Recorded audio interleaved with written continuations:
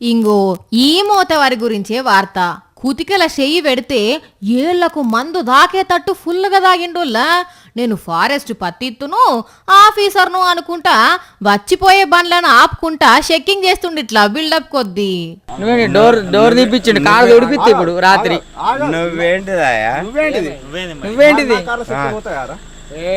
గింతల్నే ఈ అన్నోళ్ళ కారు వస్తే వాళ్ళది కూడా ఆపి చెక్కింగ్ చేస్తుంటే నువ్వు ఫారెస్ట్ ఆఫీసర్ అయితే ఎందుకు తాగినావు అని అడిగితే ఏం చెప్తుండో చూడుండ్రి.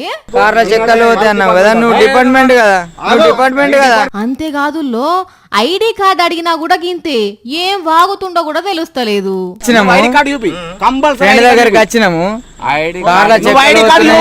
ఉంటే కదా సూయించేతందుకు, అసలు ఆఫీసర్ అయితే కదా. తాగిన మత్తులా గిట్ల వచ్చిపోయే బండ్లను ఆపి అక్రమంగా కట్టెలు తీసుకుపోతున్నారా అని అడుగుతుండట. మరి ఎవరన్నా నిజంగానే కర్ర తీసుకుపోకుండా దొరికితే వాళ్ళ దగ్గర 10 పరకో గుంజుదామని కావచ్చు.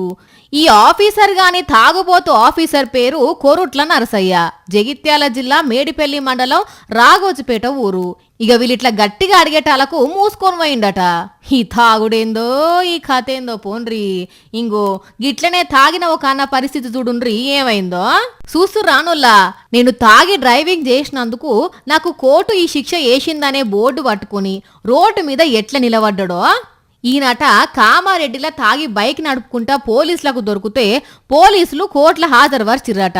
అప్పుడు కోర్టు ఈ 1000 రూపాయల ఫైన్ వేసి ఒకరోజు కమ్యూనికేషన్ సర్వీస్ చేయాలని చెప్పిందట.